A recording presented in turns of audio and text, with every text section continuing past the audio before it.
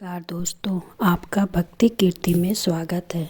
सकट चौथ पर जिस घर में दो चीज़ें खाई जाती हैं, लक्ष्मी माता दौड़ी चली आती हैं। जय गणेश महाराज। सकट चौथ पर जरूर खाएं ये चीज़, धन दौलत में होगी वृद्धि। सकट चौथ व्रत का हिंदू धर्म में बड़ा ही विशेष महत्व होता है। यह व्रत हर वर्ष माघ मास की चतुर्थी तिथि पर रखा जाता है। इसे तिलकुट चौथ भी कहा जाता है। इस दिन महिलाएं व्रत रखकर भगवान गणेश जी की विधि पूर्वक पूजा अर्चना करती हैं। सकट चौथ के दिन माताएं अपनी संतान की लंबी आयु और सुखी जीवन की कामना से निर्जला व्रत रखती हैं और विधि विधान भगवान गणेश की पूजा करती हैं। साथ ही सकट चौथ की कथा भी सुनती हैं। इसके बाद रात में चांद को अर्घ्य देकर व्रत का पारण किया जाता है। इसके अलावा संकष्टी चतुर्थी व्रत को संकटहारा या सकट चौथ के नाम से भी जाना जाता है। यह दिन भगवान गणेश की आराधना और उनकी कृपा प्राप्त करने का दिन होता है। इस दिन व्रत करने वाले व्यक्ति को जीवन के सभी दुखों, कष्टों और संकटों से मुक्ति मिलती है और उनकी सभी इच्छाएं पूरी हो जाती हैं। साथ ही यह व्रत भक्तों के जीवन में सकारात्मक ऊर्जा और समृद्धि लाने वाला माना जाता है। एक साल में संकष्टी चतुर्थी के 12 से 13 व्रत होते हैं, जो हर महीने के कृष्ण पक्ष की चतुर्थी तिथि को ही आते हैं। हर चतुर्थी का अपना विशेष महत्व होता है और इस दिन भगवान गणेश के अलग अलग स्वरूपों की पूजा की जाती है। इस बार 2025 में सकट चौथ की चतुर्थी तिथि 17 जनवरी की सुबह 4:06 पर शुरू होगी और तिथि का समापन 18 जनवरी को सुबह 8:30 पर होगा। ऐसे में उदया तिथि के अनुसार सकट चौथ का व्रत इस बार 17 जनवरी 2025 को रखा जाएगा। सकट चौथ की पूजा के शुभ मुहूर्त के बारे में बात करें तो सकट चौथ के पूजन के लिए पहला मुहूर्त सुबह 5:27 से लेकर 6:21 तक रहेगा। वहीं दूसरा मुहूर्त सुबह 8:34 से लेकर 9:53 तक रहेगा। साथ ही चंद्रमा को अर्घ्य देने का समय रात 9:09 पर रहेगा। इसके अलावा कई लोग सकट चौथ पर भगवान गणेश जी को प्रसन्न करने के लिए तरह तरह के उपाय करते हैं। वहीं शास्त्रों में कुछ ऐसी चीज़ों का वर्णन किया गया है जिन चीज़ों का भोग आप सकट चौथ पर भगवान गणेश जी को लगाते हैं और भोग लगाने के बाद उन चीज़ों का सेवन करते हैं तो आपको भगवान गणेश जी के साथ साथ अन्य देवी देवताओं की भी असीम कृपा प्राप्त होती है। आपके रुके हुए कार्य बिना किसी अड़चन के पूर्ण होते हैं और आपको हर एक कार्य में सफलता हासिल होती है। साथ ही आपके घर में भी सकारात्मक ऊर्जा का वास हो जाता है, जिससे घर में सुख समृद्धि बनी रहती है। इसके अलावा शास्त्रों में कुछ ऐसी चीज़ों का भी वर्णन किया गया है जिन चीज़ों का सेवन सकट चौथ पर बिल्कुल भी नहीं करना चाहिए, नहीं तो आपको जीवन में शुभ परिणाम की जगह अशुभ परिणाम देखने को मिलेंगे। आपके बने बने काम भी बिगड़ जाते हैं और भगवान गणेश जी भी आपसे रुष्ट हो सकते हैं, जिससे आपको जीवन में कठिन समस्याओं का सामना करना पड़ सकता है। सकट चौथ पर किन चीज़ों का भोग भगवान गणेश जी के लगाना चाहिए और किन चीज़ों का सेवन करना चाहिए, इसके अलावा सकट चौथ के दिन किन चीज़ों का सेवन भूल कर भी नहीं करना चाहिए। आपको सकट चौथ के बारे में संपूर्ण जानकारी मिलेगी, अंत तक जुड़े रहिएगा। उससे पहले अगर आप भी चाहते हैं कि भगवान गणेश जी का आशीर्वाद आप पर और आपके समस्त परिवार पर सदैव बना रहे तो इस वीडियो को लाइक करें, चैनल को सब्सक्राइब कर लें और कमेंट में जय गणेश महाराज अवश्य लिखें। सकट चौथ पर भगवान गणेश जी को किन चीज़ों का भोग लगाना चाहिए और किन चीज़ों का सेवन करना चाहिए। कद्दू की सब्जी सकट चौथ के व्रत के लिए एक बढ़िया विकल्प है। यह सब्जी हल्की और स्वादिष्ट होती है और व्रत में खाने के लिए उपयुक्त मानी जाती है। इसे सेंधा नमक और हल्के मसालों के साथ तैयार किया जाता है। कद्दू को छोटे टुकड़ों में काटकर जीरा, हरी मिर्च और हल्दी में पकाया जाता है। वहीं कुछ लोग इसे मीठा बनाना पसंद करते हैं। जिसमें थोड़ा गुड़ डाल दिया जाता है। साथ ही खट्टे स्वाद के लिए इमली का पानी या टमाटर का पल्प उपयोग किया जाता है। इसे पूड़ी या कुट्टू के पराठे के साथ खाया जा सकता है। कद्दू की सब्जी न केवल स्वाद में बढ़िया होती है, बल्कि इसमें मौजूद पोषक तत्व व्रत के दौरान शरीर को ऊर्जा देते हैं। अरबी की सब्जी सकट चौथ के व्रत में काफ़ी पसंद की जाती है। इसे उबालकर या तली हुई अरबी से तैयार किया जाता है। अरबी को सेंधा नमक, जीरा, हल्दी और हरी मिर्च के साथ पकाया जाता है। यह सब्जी व्रत में ऊर्जा प्रदान करने का अच्छा साधन है। अरबी की सब्जी को कुट्टू के पराठे या पूड़ी के साथ खाया जा सकता है। इसे हल्का और सुपाच्य बनाए रखने के लिए ज़्यादा मसालों का उपयोग नहीं किया जाता है। इसके अलावा व्रत के दौरान अरबी की यह सब्जी पारंपरिक और पौष्टिक आहार का एक बेहतरीन विकल्प है। सिंघाड़े का हलवा। यह सब्जी सिंघाड़ा, जिसे व्रत में खाना बहुत ही शुभ माना जाता है, इससे कई तरह के व्यंजन बनाए जा सकते हैं। सिंघाड़े की सब्जी व्रत के लिए एक अनूठा विकल्प है। इसे उबालकर या भूनकर सेंधा नमक और काली मिर्च के साथ पकाया जाता है। इसके अलावा सिंघाड़े का हलवा भी व्रत में बेहद लोकप्रिय है। इसे बनाने के लिए सिंघाड़े के आटे को घी में भुना जाता है और फिर उसमें पानी और चीनी डालकर पकाया जाता है। यह व्यंजन व्रत के दौरान स्वाद और ऊर्जा का सही संतुलन प्रदान करता है। इसके अलावा सिंघाड़े में मौजूद कार्बोहाइड्रेट और फाइबर शरीर को दिन भर ताजगी बनाए रखने में मदद करते हैं। मोदक। भगवान जी को मोदक बहुत प्रिय होते हैं। यह मिठाई चावल के आटे और गुड़ के मिश्रण से बनाई जाती है, जिसमें नारियल भी डाला जाता है। मोदक को विशेष रूप से गणेश उत्सव के दौरान तैयार किया जाता है और इसे गणेश का प्रिय भोग भी कहा जाता है। इसके अलावा मोदक के अंदर गुड़ और नारियल का मिश्रण स्वाद और पवित्रता का प्रतीक माना जाता है। ऐसे में सकट चौथ के दिन इस भोग को भगवान गणेश को अर्पित करते समय हमें इसे श्रद्धा और प्रेम से तैयार करना चाहिए, क्योंकि यह भगवान के आशीर्वाद का प्रतीक होता है। क्योंकि मोदक की मिठास हमारे जीवन में समृद्धि और खुशहाली का प्रतीक मानी जाती है।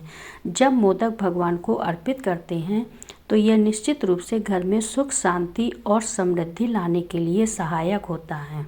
दूर्वा घास। गणेश जी को 21 घास के पत्ते विशेष रूप से प्रिय होते हैं, जिन्हें दूर्वा कहा जाता है। ऐसे में सकट चौथ के दिन दूर्वा को गणेश जी के चरणों में अर्पित करने से उनका आशीर्वाद प्राप्त होता है, क्योंकि दूर्वा के पत्ते सात्विकता, पवित्रता और समृद्धि के प्रतीक माने जाते हैं। जब इन पत्तों को भगवान गणेश के चरणों में अर्पित किया जाता है तो यह उनके आशीर्वाद को आकर्षित करने का एक प्रमुख तरीका होता है। दूर्वा को विशेष रूप से गणेश पूजा के दौरान अर्पित किया जाता है और यह एक धार्मिक परंपरा भी है। माना जाता है कि दूर्वा के पत्ते मानसिक शांति और सफलता की ओर मार्गदर्शन करते हैं, इसलिए इसे गणेश जी की पूजा में अनिवार्य रूप से शामिल किया जाता है। लेकिन इस बात का विशेष रूप से ध्यान रखना चाहिए कि दूर्वा ताज़ी और शुद्ध होनी चाहिए, जिससे भक्ति में कोई कमी ना आए। गुड़ और तिल। गुड़ और तिल का मिश्रण भी गणेश जी को प्रिय है। खासकर सकट चौथ के दिन भगवान गणेश जी को गुड़ और तिल का भोग लगाना चाहिए, क्योंकि इन दोनों का मिला जुला रूप एक मधुर भोग होता है, जो सकट चौथ के दिन भगवान गणेश जी को अर्पित किया जाता है। यह भोग न केवल स्वादिष्ट होता है, बल्कि इसका धार्मिक महत्व भी है। इसके अलावा गुड़ और तिल का सेवन करने से जीवन में खुशहाली और समृद्धि आती है। ऐसे में आपको सकट चौथ के दिन भगवान गणेश जी को गुड़ और तिल का भोग लगाना चाहिए। ऐसा करने से आपको भगवान गणेश जी की विशेष कृपा प्राप्त होगी, जिससे आपको जीवन में शुभ परिणाम की प्राप्ति होगी और आपके घर में भी सकारात्मक ऊर्जा का वास होगा, जिससे घर में सुख समृद्धि बनी रहेगी। लड्डू। भगवान गणेश जी को अति प्रिय है। खासकर बेसन के लड्डू भगवान गणेश जी को अति प्रिय हैं। इसके अलावा यह एक पारंपरिक भारतीय मिठाई है जो विशेष रूप से पूजा के दौरान तैयार की जाती है। ऐसे में सकट चौथ के दिन लड्डू को भगवान गणेश के चरणों में अर्पित करने से घर में सुख, शांति और समृद्धि का वास होता है। साथ ही जीवन में भी सकारात्मक ऊर्जा का वास होता है। यह मिठाई समाज में खुशी और उल्लास का प्रतीक मानी जाती है और भगवान गणेश की पूजा में लड्डू का अर्पण विशेष रूप से महत्वपूर्ण होता है, क्योंकि गणेश पूजा के दौरान लड्डू के अर्पण से मनुष्य के जीवन से दरिद्रता और संकट दूर होते हैं। ऐसे में आपको श्रद्धापूर्वक विधि विधान से सकट चौथ पर भगवान गणेश जी को लड्डू अर्पित करने चाहिए। ऐसा करने से आपको जीवन में शुभ परिणाम देखने को मिलेंगे। भगवान गणेश जी को नारियल विशेष रूप से प्रिय होता है। नारियल का खोल भगवान गणेश की पूजा में प्रमुख रूप से इस्तेमाल होता है और यह एक महत्वपूर्ण धार्मिक प्रतीक है। इसके अलावा नारियल का शास्त्रों में बड़ा महत्व होता है और इसे शुद्धता और प्रसन्नता का प्रतीक माना जाता है। ऐसे में सकट चौथ के दिन नारियल को भगवान के चरणों में अर्पित करने से घर में सुख, शांति और समृद्धि का वास होता है, जिससे घर में सुख शांति का माहौल बना रहता है। विशेष रूप से पूजा के समय नारियल को तोड़कर अर्पित किया जाता है ताकि भगवान गणेश जी का आशीर्वाद प्राप्त किया जा सके। लेकिन आपको सकट चौथ के दिन भगवान गणेश जी को नारियल अर्पित करते समय शुद्धता का विशेष रूप से ध्यान रखना चाहिए। फल जीवन में फलों का विशेष महत्व माना जाता है। फलों को पूजा पाठ में भी विशेष रूप से इस्तेमाल किया जाता है। ऐसे में सकट चौथ के दिन भगवान गणेश को फल अर्पित करना भी अत्यंत महत्वपूर्ण माना जाता है। खास तौर से केले, सेब और नारियल ये फल भगवान के चरणों में अर्पित करने से घर में सुख, समृद्धि और आरोग्य का वास होता है। अगर घर परिवार में कोई व्यक्ति बीमार चल रहा है तो ऐसा करने से वह जल्द ही ठीक हो जाता है। साथ ही फल एक प्राकृतिक भोग है जो न केवल भगवान गणेश को प्रिय है, बल्कि यह भी दर्शाता है कि हम अपने जीवन में सरलता और पवित्रता को स्वीकार कर रहे हैं। इसके अलावा फल विशेष रूप से स्वास्थ्य, लंबी उम्र और समृद्धि के प्रतीक माने जाते हैं। जब इन फलों को भगवान गणेश को अर्पित किया जाता है तो यह एक श्रद्धा की अभिव्यक्ति होती है। ऐसे में सकट चौथ के दिन भगवान गणेश जी को फलों का भोग लगाने के बाद प्रसाद के रूप में सभी में वितरित करें और स्वयं भी ग्रहण करें। ऐसा करने से आपको जीवन में शुभ फलों की प्राप्ति होगी। खीर एक और ऐसा भोग है जो भगवान गणेश को प्रिय होता है, खासकर चावल की खीर। खीर को आमतौर पर दूध, चावल, चीनी और घी से तैयार किया जाता है और इसे विशेष रूप से पूजा के दौरान अर्पित किया जाता है। खीर का स्वाद भगवान गणेश के लिए अत्यधिक प्रिय है और इसे अर्पित करने से घर में शांति, समृद्धि और सुख शांति का वास होता है। इसके अलावा खीर में दूध और घी का उपयोग इसे शुद्ध और ताजगी का प्रतीक बनाता है। यह भोग विशेष रूप से शुभ अवसरों पर तैयार किया जाता है और भगवान गणेश की कृपा प्राप्त करने के लिए यह आदर्श माना जाता है। इसके अलावा सकट चौथ पर भगवान गणेश जी को खीर अर्पित करते समय यह ध्यान रखना चाहिए कि यह स्वादिष्ट और ताज़े अवयवों से बनाई गई हो, ताकि भगवान गणेश की पूजा में कोई कमी न हो और उनका आशीर्वाद पूर्ण रूप से प्राप्त हो सके। जिनका भोग सकट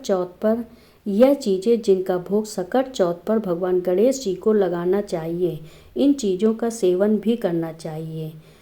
अब जानते हैं सकट चौथ पर किन चीज़ों का सेवन भूल कर भी नहीं करना चाहिए।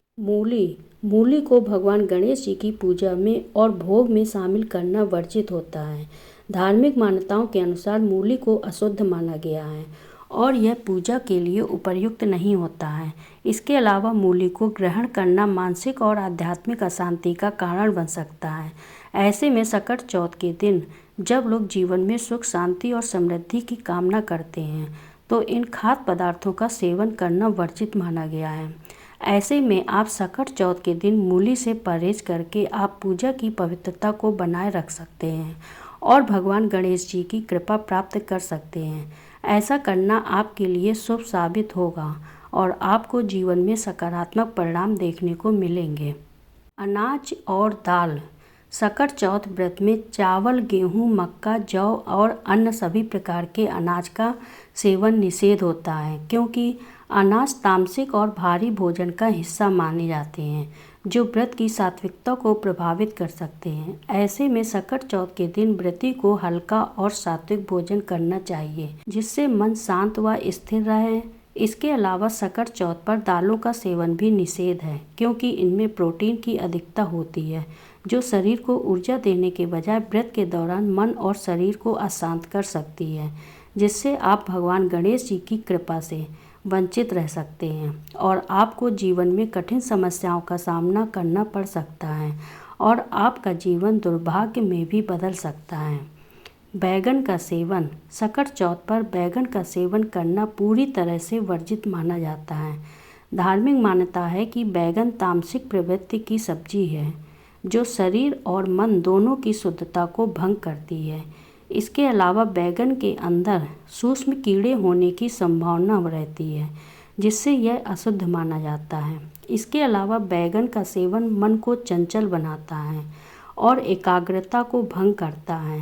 इसके अलावा सकट चौथ के दिन ब्रह्मचर्य का पालन करना चाहिए और बैगन काम प्रवृत्ति को बढ़ाता है।